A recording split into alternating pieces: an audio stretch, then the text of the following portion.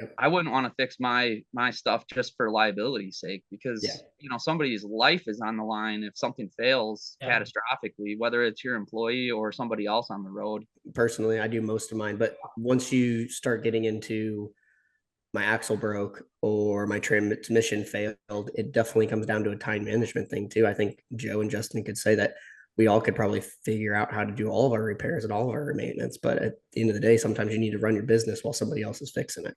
Yeah, I don't know if I could do all my repairs, but the ground level stuff I can definitely do some work.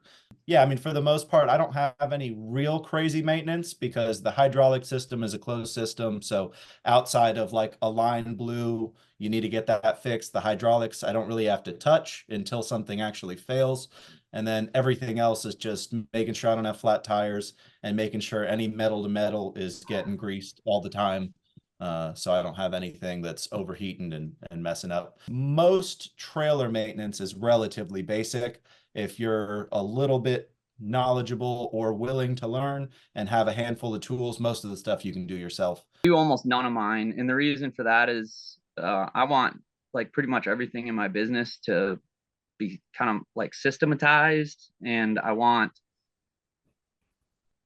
don't want to be a mechanic. I didn't sign up to be a mechanic. I don't enjoy it. I don't want to be a mechanic. And when my employee has an issue, and when say I have 5 employees, 10 employees, like at some point, even if I was capable of that, I won't be able to manage it. Because Justin, you're 30 plus dumpsters with multiple trailers and trucks, and Yes. it's Yeah. like for me, I It have gets to the point that that's not a possibility. You have to have those all outsourced.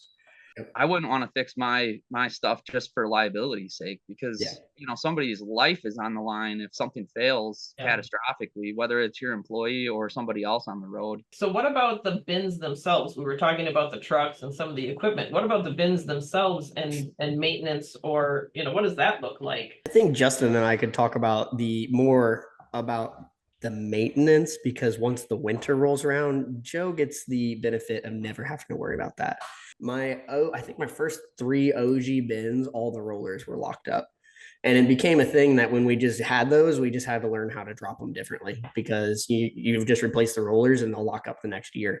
Grease everything. We have, at least I particularly have certain ways that I spray down my cans in the wintertime so stuff doesn't stick because the worst thing that can happen to you is all of you pick up a dumpster, you're headed to the landfill, you go to dump it and nothing comes out.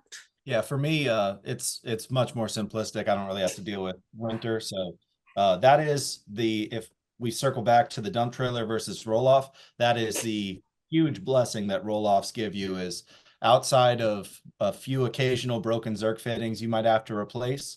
You're basically just doing touch up paint and greasing all the spots that move. So grease your rollers, grease your doors, and then if something gets a nice scratch, make sure that you're not letting it rust through.